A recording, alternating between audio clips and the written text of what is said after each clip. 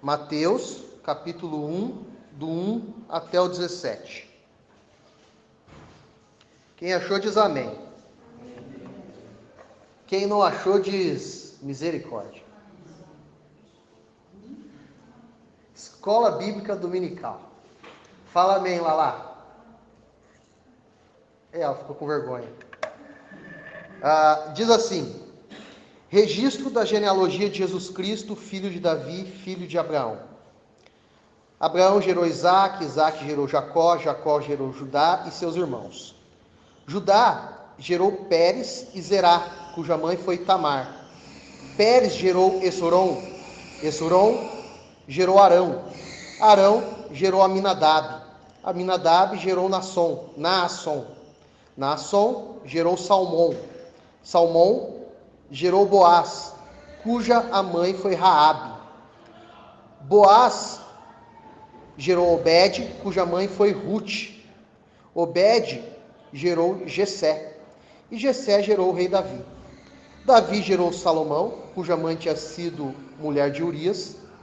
Salomão gerou Roboão, Roboão gerou Abias, Abias gerou Asa, Asa gerou Josafá, Josafá gerou Jorão, Jorão gerou Uzias, Uzias gerou Jotão, Jotão gerou Acás, Acás gerou Ezequias, Ezequias gerou Manassés, Manassés gerou Amon, Amon gerou Josias, e Josias gerou Jeconias e seus irmãos no tempo do exílio da Babilônia. Depois do exílio da Babilônia, Jeconias gerou Salatiel, Salatiel gerou Zorobabel, Zorobabel gerou Abiúde, Abiúde gerou Eliaquim, Eliaquim gerou Azor, Azor gerou Sadoc, Sadoc gerou Aquim, Aquim gerou Eliúde, Eliúde gerou Eleazar, Eleazar gerou Matã, Matã gerou Jacó, e Jacó gerou José, marido de Maria, da qual nasceu Jesus, que é chamado Cristo. Assim, ao todo, houve 14 gerações de Abraão a Davi, 14 de Davi até o exílio da Babilônia, e 14 do exílio até o Cristo. Amém? Vamos orar? Deus, eu te louvo, eu te agradeço, eu te bendigo pela tua palavra, e que a tua palavra possa ministrar os nossos corações, que a tua palavra possa produzir e gerar em nós frutos, e frutos que permaneçam, e frutos que edifiquem a nossa vida e a vida de outros, Pai. Que esses nomes possam fazer sentido e significado a nós, a partir da mesa que nós partilharemos hoje, Pai. Em nome de Jesus, nosso Senhor. Amém e amém. Eu estava pensando, enquanto eu estava estudando esse texto, e eu estava pensando na lista telefônica. Acho que hoje em dia a gente mal usa disso, né? Mas estava lá, né? Começa com a letra A, daí vai para o AA, depois vai para o AB. Então você tem os nomes: André, Aline, Afonso, Alexandre, e todos eles sendo apresentados, né? E quando você olha para a lista telefônica, quando você encontra aquilo que você procura, você para, correto? E é interessante que esse texto, ele não é uma lista telefônica, mas ele é um tipo de literatura muito específico do mundo antigo. O mundo antigo tinha muito essa ideia de fazer um registro. A gente está perdendo muito disso porque nós temos registro digital, né? Tem se feito uma pesquisa sobre como vai ficar o Facebook depois que a pessoa morrer. Ou depois daqueles amigos seus que já têm Facebook, e como que vai acontecer? Eles vão existir? Ou os vídeos que nós temos publicado na internet? A sensação que eu tenho é que o nosso registro está aí. Se nós morrermos amanhã, algo nosso ficou. Algo nosso permaneceu. Em outras palavras, uma espécie de legado, né? Mas é interessante que no mundo antigo, eles faziam isso para duas coisas. Primeiro, é esse registro histórico da pessoa. E daí você vai em alguns filmes, você vê isso muito no mundo antigo, né?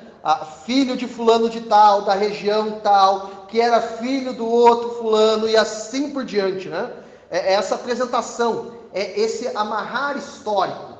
Então, essa já é uma diferença da lista telefônica, né? A genealogia bíblica, ela está querendo mostrar para mim e para você um enredo. Um enredo. Uma narrativa, um ponto histórico. Nesse sentido, em poucos minutos, nós fomos do início até Jesus Cristo. Nós somos de Gênesis até os Evangelhos em poucos minutos da nossa leitura. Nós resumimos 36 livros. Falarei no microfone. Som. Em poucos minutos nós resumimos 36 livros da Bíblia só lendo alguns personagens. Interessante, né? Porque o versículo 1 ele começa assim: registro da genealogia de Jesus Cristo, filho de Davi, filho de Abraão. Você tem 3 pontos importantes já aqui logo de cara, logo no início, que tem que chamar a sua atenção.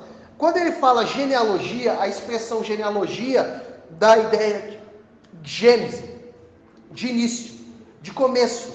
Então, o nascimento de Jesus, como descrito por Mateus, tem a intenção de amarrar com o início de toda a humanidade. Ou seja, quando nós falamos da vida de Jesus, nós estamos falando da vida de toda a humanidade. Em outras palavras, a humanidade só pode ser abençoada a partir da perspectiva de Jesus. Então, só tem um início no entendimento de Mateus, e deve ser o nosso entendimento, porque há a pessoa de Jesus. E se há a pessoa de Jesus, se Jesus existe, se Jesus é verdadeiro, e se Jesus é real, tudo que existe é a partir dele. É essa a intenção de Mateus, quando ele apresenta a genealogia para mim e para você. E isso difere da lista telefônica. Isso difere da sua lista de contatos no seu celular. Porque a lista telefônica não pode salvar ninguém. A sua agenda no celular não pode salvar, mas Jesus Cristo pode te salvar. Jesus Cristo pode salvar a humanidade. Jesus Cristo pode salvar o perdido e o pecador. Jesus Cristo está fazendo uma obra de salvação desde o início da humanidade. Apesar de que nós fazemos o registro de um Jesus adentrando na história a partir dos evangelhos, Jesus se fazia presente desde o início e desde a criação. Por isso que aparece aqui essa genealogia, para amarrar com toda a narrativa bíblica. E é interessante que o texto ele amarra com mais 2 personagens. Filho de Davi. Então ele coloca Jesus como realeza. Isso tem algumas implicações. Se Jesus é rei, ele deve reinar e governar sobre toda a terra e sobre todas as pessoas. Se ele faz parte da realeza, aquele Jesus que estava adentrando na história humana tinha poder e autoridade para falar, para proclamar, para anunciar como rei. Só que aquelas pessoas não o ouviram. E esse mesmo Jesus tem autoridade real para continuar a falar para nós e aos nossos corações a verdade dele.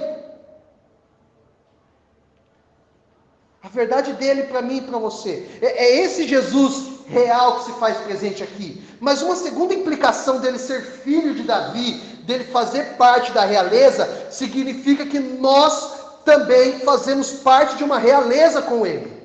Lá em Apocalipse, fala que nós reinaremos junto com Cristo nas regiões celestiais. Isso não significa que agora a gente tem que sair por aí, fazer igual uma igreja fez por aí, uma campanha das mulheres, em que elas tinham que pôr a barriga para dentro, queixo para cima, coroa na cabeça e andar por aí como rainhas. Não significa isso. Significa que nós temos autoridade real para proclamar as verdades de Jesus. Exatamente isso. E por que nós podemos entender isso? Porque tem um segundo personagem aqui, filho de Abraão. Filho de Abraão. Nós costumeiramente falamos muito da igreja primitiva. E nós falamos da igreja primitiva como uma igreja fundada a partir dos apóstolos. Porém, alguns teólogos, e eu tenho entendido mais nessa linha, entendem que igreja não começou com os apóstolos, que igreja começou com Abraão. Abraão. E isso significa algo muito simples para mim e para você. Desde o início, Deus tinha um plano comunitário para o seu povo, e Jesus entra a partir desse viés comunitário. Em outras palavras, Jesus veio para abençoar uma comunidade. Que comunidade é esse? Comunidade dos filhos de Deus, comunidade dos chamados, comunidade daqueles que Ele tem resgatado e trago para a sua maravilhosa luz. Que comunidade é essa? Essa comunidade na qual nós fazemos parte. Na qual eu e você podemos dizer assim, nós fazemos parte da igreja. Nós não somos como aqueles que afirmam, eu não preciso da igreja. Não, nós precisamos da igreja sim. A igreja é a instituição fundada por Deus para que nós possamos fazer parte e viver como Ele nos chamou para vivermos. De uma maneira muito simples, é isso que está aqui. Então, em outras palavras, tudo que está na genealogia tem relação com o Evangelho. Só que eu quero ser um pouquinho mais específico do que o Evangelho. Eu não quero só falar de criação, queda, redenção, consumação. Ou no entendimento do pastor Antônio, que eu gostei muito, é o seguinte: por causa do pecado nós perdemos tudo. Jesus Cristo fez tudo. E em Jesus Cristo nós temos tudo. Isso é um resumo do Evangelho. Esse é um resumo do Evangelho. Mas eu não quero afirmar tudo que eu vou falar aqui a partir da premissa do Evangelho. Eu quero afirmar tudo que eu vou falar aqui a partir da pessoa de Jesus. A partir de quem Jesus é. E é interessante porque Mateus 1 nos dá a entender que Jesus é alguém passivo no texto. Ele está apresentando Jesus e está apresentando o histórico dele. Da onde ele veio. Mas, se nós entendermos bem, o que o resumo está dizendo aqui é que durante toda essa história, Jesus se fez presente. Se nós somos bons entendedores, e eu creio que nós somos, significa que Jesus se faz presente na nossa história hoje. Porque da mesma forma que toda aquela genealogia não via Jesus plenamente, nós também não vemos. Jesus está aqui, amém? Mas é uma presença espiritual, correto? Nós não estamos afirmando, Jesus está sentado exatamente aqui em cima dessa caixa de som. Ou ele está sentado ao lado do Filipe. Não, há uma presença espiritual de Jesus. A forma como nós entendemos a ceia nos lembra exatamente isso. Ele está aqui, ele é verdadeiro, ele é real. Ele está com você na sua casa, ele está com você no seu trabalho, ele está com você no seu casamento, ele está com você te ajudando nas suas dificuldades. Ele se faz presente, mas nós não o enxergamos, nós não o vemos, nós não o abraçamos, mas ele está aqui. E o teu coração, nesse momento, o Espírito Santo testifica exatamente isso, porque essa é a obra do Espírito Santo. Testificar aquilo que Jesus está fazendo no nosso meio. Então toda essa genealogia, apesar de não ver Jesus, Jesus estava ali. Então, se eu pudesse falar um tema, esse tema seria assim: Jesus é o centro de toda a história humana. Toda a história, eu estou falando desde Gênesis até Apocalipse. E isso te inclui. Isso significa que eu e você estamos vivendo e experimentando uma grande parte da Escritura. Em outras palavras, nós somos a Bíblia viva de Deus. Irmãos, eu estou falando isso não no sentido canônico, tá? Aquilo que a gente fala não tem o poder e a autoridade da Bíblia, mas no sentido de que nós estamos vivendo aquilo que a Bíblia apontou que nós viveríamos. Até quando houver novos céus e nova terra, nós vivemos e experimentamos exatamente isso. Exatamente isso. Então, dito tudo isso, eu tenho algumas coisas para dizer, algumas coisas para afirmar. Na verdade, são 3 coisas, eu estou bem presbiteriano hoje, tá? 3 pontos mesmo. E bem curtinhos, tá? 3 pontos. Primeiro deles, Jesus é para todo tipo de pessoa. Quando eu leio a genealogia, é exatamente isso que eu percebo no texto. Você tem homem, você tem mulher, você tem rei, você tem pobre, você tem pessoas de boa índole, você tem pessoas de má índole, você tem pessoas com caráter forjada na palavra, mas você também tem pessoas que picaram o fumo, pisaram na bola, pessoas que viveram o evangelho plenamente, experimentaram as promessas de Deus, e pessoas que se desviaram do caminho. Olha que interessante esse texto, como que ele apresenta para mim e para você. O mundo bíblico era um mundo machista? Sim ou não? O Pablo está dizendo que não, e eu estou com o Pablo. E eu vou provar para vocês que não. Esse texto que nós lemos apresenta 4 mulheres. Nenhuma genealogia do mundo antigo apresentava mulheres. Nenhuma. A única genealogia do mundo antigo que apresenta mulheres é Mateus capítulo 1, do versículo 1 ao versículo 17. Nós costumamos falar que o mundo bíblico era machista. A época era machista, a Bíblia nunca foi machista. O que é apresentado na Escritura nunca foi machista. Tanto é assim, porque você percebe como Jesus trata as mulheres. Uma mulher enferma toca em Jesus e é curada. Se isso acontecesse naquela época com outras pessoas, aquela mulher seria morta. Uma mulher é pega em adultério e Jesus fala para ela: vai e não peques mais. A primeira pessoa que Jesus encontra pós-ressurreição são mulheres. Jesus tem um encontro com uma mulher que deveria ser inimiga dele, uma samaritana, e ele conversa com ela, ele pede água para ela, ele revela o coração dela, e ela sai de lá como uma missionária. Ela chega para os homens e diz assim: eu acho que eu encontrei o Messias, vão lá ver aquele tal de Jesus. Então, olha tantos indícios bíblicos para mostrar que a mulher era alguém especial para Jesus. Mas em especial esse relato aqui, quando nós olhamos para essas mulheres, nós percebemos que eram mulheres de índoles duvidosas. Olha comigo, a primeira delas é Tamar, versículo 3. Você sabe quem foi Tamar? Tamar foi esposa do primeiro filho de Judá. Deus não se agradou desse primeiro filho de Judá. Se não me falha a memória, o nome dele é posso estar errado, mas se não me falha a memória, esse é o nome dele. Esse morre, e daí você tinha aquela tradição de que o próximo filho ficaria com a mulher e geraria descendência.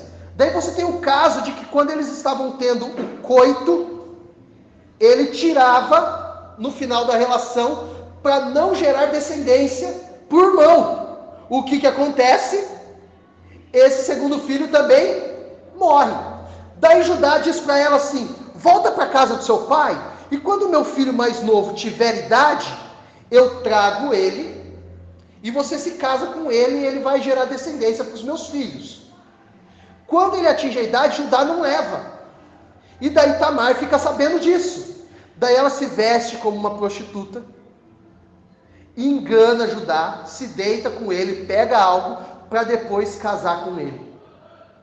Então, a índole dela era uma índole duvidosa. E está aqui. Então, olha só, o evangelho é para todo tipo de pessoa. Aquela mulher enganou para ter um marido. Claro que depois a vida dela também é transformada, também é mudada. Coisas extraordinárias também acontecem a partir da vida dela. Mas essa mulher está na genealogia de Jesus.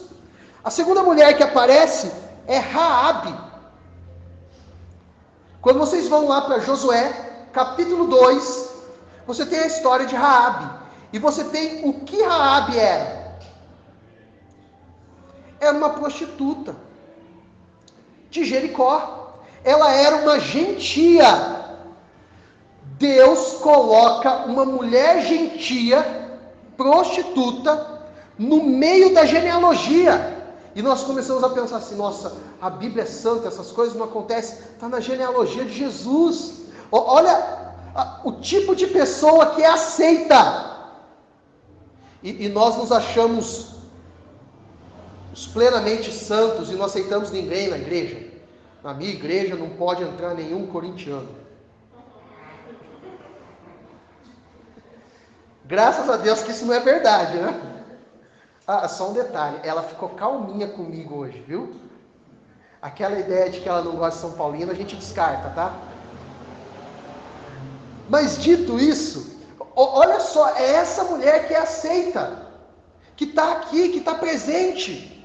Então, meus irmãos e minhas irmãs, tem muitas pessoas perdidas por aí que precisam ouvir o Evangelho. O nosso bairro recebeu uma notícia triste essa semana. Um jovem de 20 e poucos anos foi morto, queimado, carbonizado, lá perto da Cassol. 22 anos. Nós precisamos pregar o Evangelho para as pessoas estão morrendo por aí sem Jesus. Nós precisamos pregar o Evangelho. Mas olha a terceira mulher, Ruth. Ruth está presente aqui. Vocês lembram da história de Ruth? Ruth foi nora de Noemi. O marido de Ruth morre. O cunhado de Ruth também morre. E daí Ruth chega para Noemi e diz assim: o meu Deus é o teu Deus, o meu povo é o teu povo. Então ela começa a fazer parte de tudo isso. Mas quando ela vai se casar com Boaz, ela também usa alguns artifícios. E Noemi ajuda ela nesse sentido. Ela engana. A história está na Bíblia e está aqui presente. Olha como Jesus está aceitando essas pessoas. Deixa eu fazer uma pergunta. Você já se identificou nesses textos? Talvez o seu pecado não seja esse, seja outro, mas Jesus te aceitou diante dele. Jesus te aceitou diante dele. Tem uma última mulher, Maria, a mãe de Jesus. Vocês sabem qual que é a acusação de Maria? Maria é acusada de adultério. Quando Jesus está para nascer e José está para ir embora, José está pensando que ela tinha adulterado. Então, a fama que acontece ali não é uma boa fama. Hoje em dia, as pessoas praticamente idolatram Maria. Em alguns grupos religiosos, idolatram Maria. Mas no entendimento da época, Maria era uma mulher adúltera, de má índole, de má fama, que tinha enganado José. Nós sabemos que a história não é bem assim, né? Nós sabemos que o que estava no ventre de Maria era obra do Espírito Santo. Não obra do Espírito Santo como o mundo pagão pregava e ensinava, né? O mundo pagão, especialmente a cultura grega, dizia que os deuses vinham e se deitavam com as mulheres. E a partir disso nasciam semideuses. Jesus não é um semideus. Jesus não tem DNA de Maria nela. O que tem em Jesus é plenamente santo. Não tem contato com o sangue de Maria.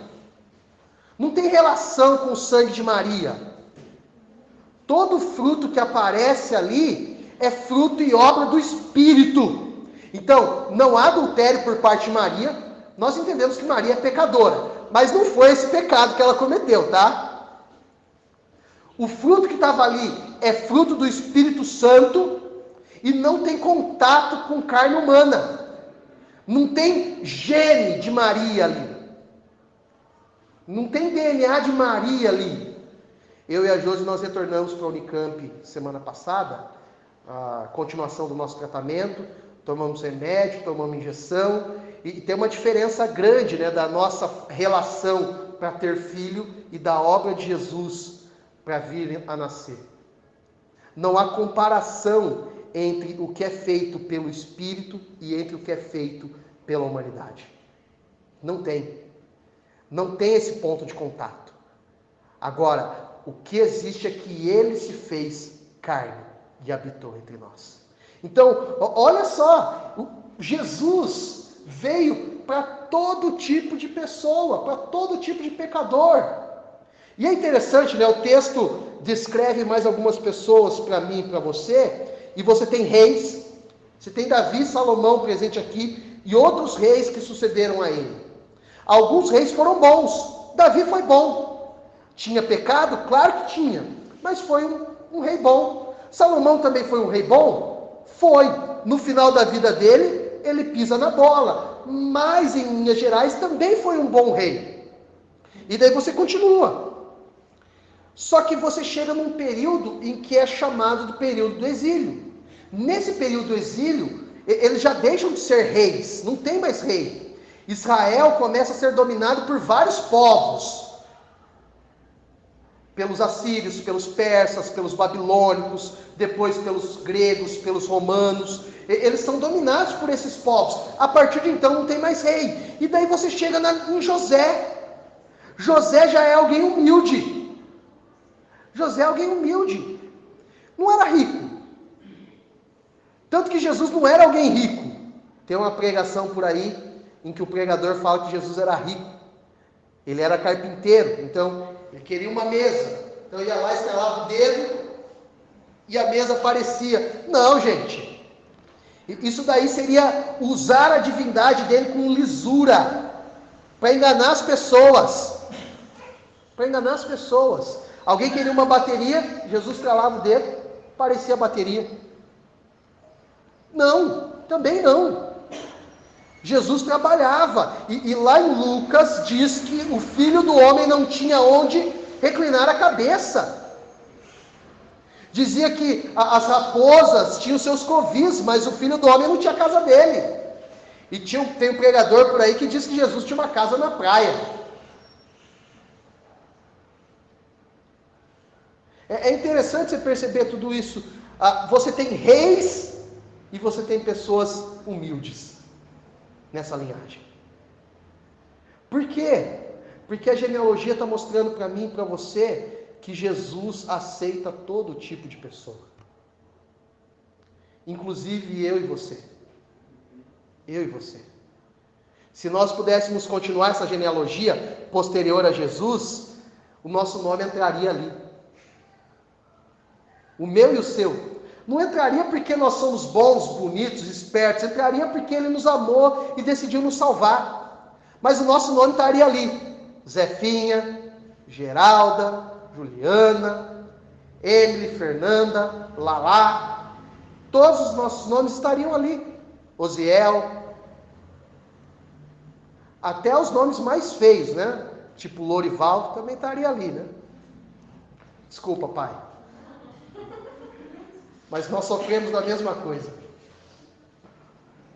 Mas é interessante, o nosso nome estaria ali. Então, Jesus é para todo tipo de pessoa. Perceba, eu não estou falando para todas as pessoas, repararam? Se eu falasse para todas as pessoas, eu estaria defendendo ou flertando com uma heresia chamada universalismo. Falando que Jesus salva todas as pessoas. Mas não é isso que a Bíblia afirma. Não é isso. Agora, para todo tipo de pessoa, sim.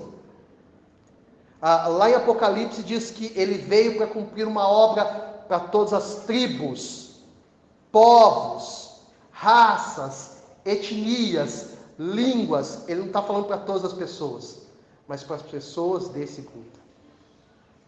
Uma pesquisa da Sociedade Bíblica do Brasil aponta que no mundo, no planeta Terra, existem cerca de 4.000 línguas que ainda não ouviram uma porção da Escritura.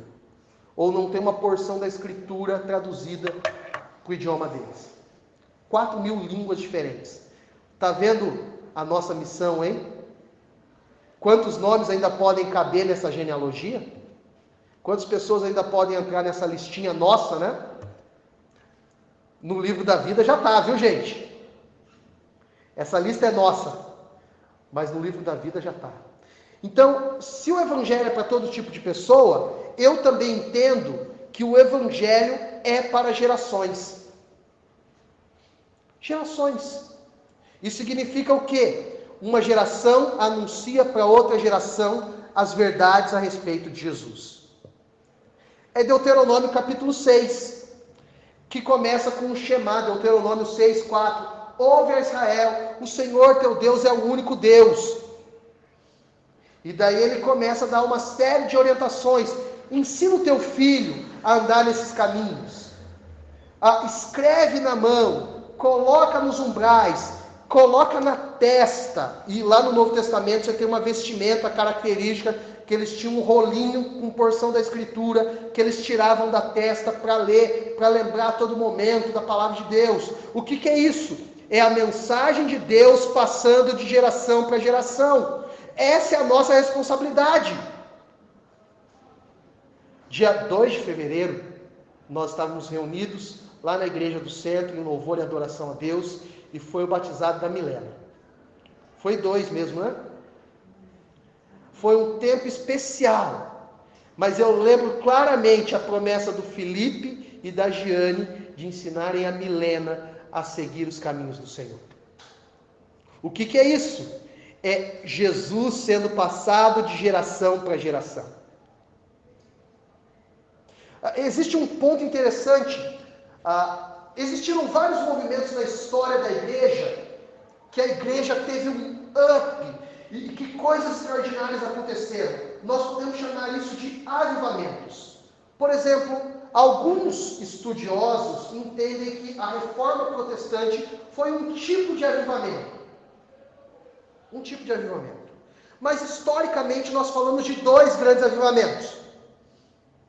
Um na Inglaterra, outro nos Estados Unidos. Então eu vou falar só sobre esses 2 avivamentos. Esses 2 avivamentos, quando surgiram, as pessoas começaram a pregar o evangelho para todo mundo. Todo mundo. Quando chegou no país de Gales, o país de Gales tinha aproximadamente 100 mil habitantes. E o evangelho chegou com cerca de 10 pessoas. Em pouco mais de 6 anos, as 100 mil pessoas do país de Gales tinham sido evangelizadas. Se nós voltarmos no país de Gales hoje, esse número não é mais esse. Por quê? Porque não foi passado de geração para geração. E eu tenho percebido um ponto interessante: quanto mais modernos nós ficamos, ou quanto mais pós-modernos nós ficamos, mais nós inserimos na nossa vida e na vida dos nossos filhos outros valores, mas não os valores do reino de Deus. Então a gente começa a ensinar para o nosso filho assim desde pequeno: é bom que você faça faculdade, porque você precisa ter um bom trabalho. É bom que você faça um curso de inglês, porque hoje quem não fala inglês não consegue se comunicar com ninguém. É bom que você faça isso, aquilo e aquilo outro. E daí nós começamos a falar assim: não, para a igreja você está cansado, você teve uma semana de trabalho, estudo, deixa a igreja para lá. É isso que nós estamos ensinando para os nossos filhos. Ou nós fazemos assim: é domingo, amanhã é segunda, e segunda é dia de trabalhar, então hoje eu preciso aproveitar, então eu vou para o shopping, eu vou para o pesqueiro, eu vou para qualquer lugar, menos para a igreja. O que nós estamos ensinando para os nossos filhos? Nós estamos ensinando para os nossos filhos que prioridade não é estar na igreja, prioridade é nosso bem-estar. E eu não estou dizendo que vir à igreja não deva produzir no seu coração bem-estar. Eu estou dizendo que igreja deve ser lugar de compromisso com Deus, para a nossa geração e para outra geração. Quando eu vou vendo aqui nome após nome, eu vou vendo que esse Jesus já estava sendo pregado geração após geração. História após história, Jesus estava presente. Eu não posso deixar de perguntar: Jesus está presente na sua história? Está presente na sua família? Está presente na sua casa? Você tem falado dele com seus filhos? Com seus filhos? O pastor Antônio conta que quando os meninos eram pequenos, ele ia do lado da cama, do berço, da cama, começava a orar por eles. E fazia isso constantemente pela vida dos meninos. Felipe sabe disso, então não estou falando nada de novo para ele. E conforme ele ia fazendo isso, ele estava entendendo que ele estava, desde o princípio, passando aquilo que ele tinha para o coração dos filhos dele. E fazer isso gera resultados. Fazer isso gera bênção na vida familiar. Quando eu olho para a vida dos filhos do pastor Antônio, um é presbítero, futuramente será pastor. O outro é presbítero, o outro canta no Ministério de Louvor. É entendendo que passar o evangelho de geração para geração continua valendo a pena. Quem é o pastor da casa de vocês é vocês mesmos. Quem é o pastor da casa da Juliana é o Bebeto. Quem é o pastor da casa do Oziel é o Oziel. Quem é o pastor na casa do Felipe é o Felipe. Quem é o pastor na casa do Joilson é o Joilson. E assim por diante. E esse evangelho precisa ser pregado nesses lares. Nós precisamos voltar a pensar em cultos familiares, devocionais com os nossos filhos, um tempo de oração com as nossas esposas, um tempo de entrega familiar. Porque se o evangelho é para todo tipo de pessoa e o evangelho é para gerações, eu também entendo que o evangelho é familiar. Então são esses os 3 pontos, tá? O evangelho é para todo tipo de pessoa, o evangelho é para gerações e o evangelho é familiar. Igreja é família e família é igreja. Então quando nós rejeitamos igreja, nós estamos rejeitando uma família muito maior do que a nossa família de sangue. E só tem um detalhe, todos nós somos filhos de Adão. Se nós somos filhos de Adão, todos nós somos família em última instância. Quando você voltar lá para o início, todos nós somos irmãos. Todos nós fazemos parte da mesma família. Então, Jesus é para ser presente familiar, o evangelho familiar, o evangelho no meio das nossas famílias. Eu falei de alguns avivamentos, falei de grandes avivamentos, mas só teve alguns avivamentos que foram esporádicos. E lá na região da África tinha uma ilha, e nessa ilha tinha perseguição por causa do evangelho. E eles começaram a se reunir em casas, nos cemitérios e nas catacumbas. E eles começaram a pregar assim, na família, no cemitério, nas catacumbas. Quando a polícia vinha, ou eles eram mortos, ou eles ficavam anos presos. O que aconteceu? Deus foi tão extraordinário, tão maravilhoso, que a partir desses núcleos familiares, pessoas foram se achegando a Jesus. O evangelho foi sendo pregado, e toda aquela ilha se rendeu diante do senhorio de Jesus. Há um poder da presença de Jesus nas nossas famílias que não pode ser barrado, que deve ser continuado. E que nós devemos experimentar isso. Se nós esperarmos somente o domingo para nós sermos alimentados pela palavra, você e eu corremos o sério risco de morrermos de desnutrição espiritual. Nós precisamos na nossa família experimentar a vida de Jesus. E daí eu quero lembrar os 3 P's a respeito de Jesus. A presença de Jesus nas nossas famílias. Ele está lá na sua casa. Ele acompanha você. Ele vive a rotina diária da sua família e daqueles que te cercam. Mas também tem o poder de Jesus. E esse poder é um poder miraculoso. Nós continuamos a crer num Jesus que faz milagres, que age, que abre portas de trabalho, que toca em corações endurecidos, que muda a história de vidas. Nós cremos nesse poder.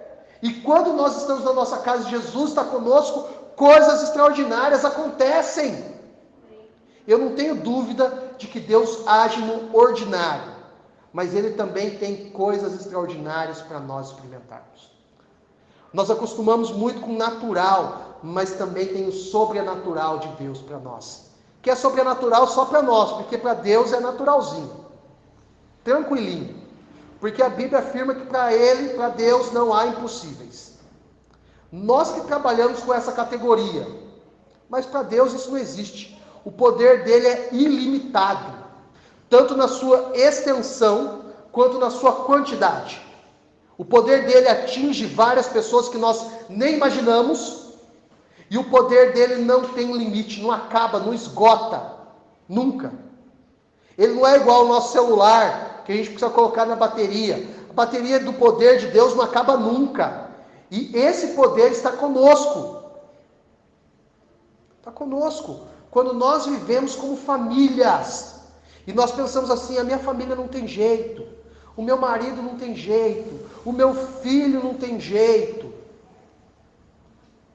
Só que nós nos esquecemos desse poder miraculoso de Jesus, para transformar e mudar vidas, transformar e mudar histórias.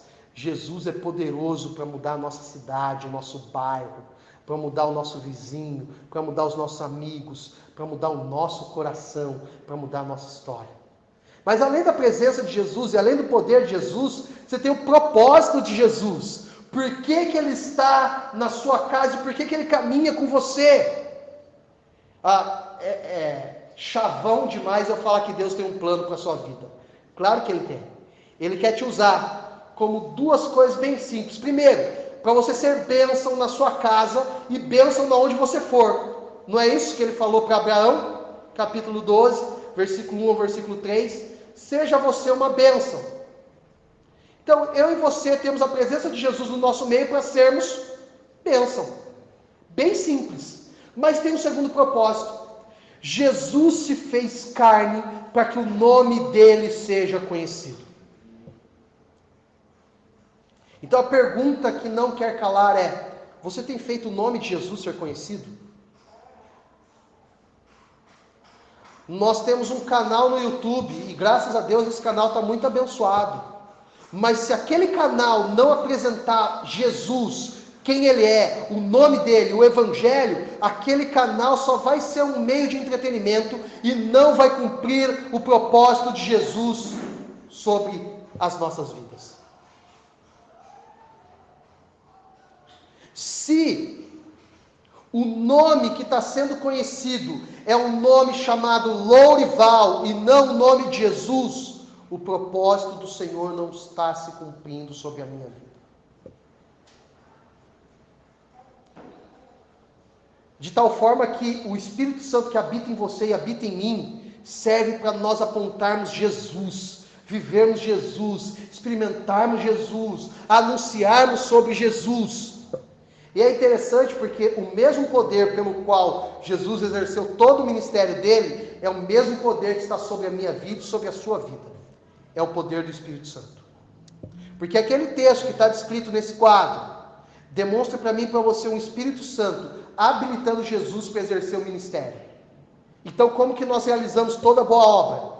No mesmo poder do Espírito. De tal forma que o Espírito Santo está no seu coração para que você cumpra, a fim de que sejamos testemunhas de Jesus por onde quer que andemos. Então nós precisamos ser testemunhas de Jesus para a próxima geração. Também para a geração anterior. Eu não gosto muito dessa expressão geração anterior e posterior, Felipe. Porque eu estou entendendo que nós somos todos contemporâneos, né? A Milena está aqui, pequenininha, mais novinha no nosso meio. Ela é nossa contemporânea. Nós vivemos na mesma época. Mas, entendo o que eu estou querendo dizer. É para os nossos filhos. Para os nossos filhos. Também para aqueles que estão antes de nós e que ainda estão vivos. Há vários testemunhos de pessoas que oraram pela conversão de pessoas, 20 anos, 30 anos, 40 anos. E depois de um tempo todo desse de oração, a pessoa é convertida. Nós devemos cumprir o quinto ponto da salvação calvinista. perseverança dos santos. Em dois aspectos. Perseverar no caminho do Senhor. Alguns teólogos falam que é mais interessante o termo preservação dos santos e não perseverança, porque é Deus que nos faz permanecer no caminho. Perseverança no sentido de estar com Ele e perseverança no sentido de anúncio do Evangelho. Anúncio do Evangelho. Proclamar o Evangelho. No no meio do ano, se Deus assim permitir, em julho, a Josi e eu iremos numa missão, lá em Mato Grosso do Sul, uma tribo indígena. A ideia é levar a mensagem do Evangelho para aquele pessoal.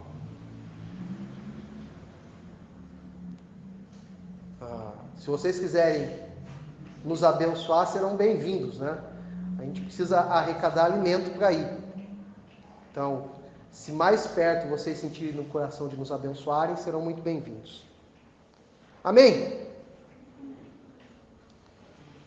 Então, quando eu olho para toda essa genealogia, eu enxergo tipos de pessoas que fazem parte da genealogia de Jesus.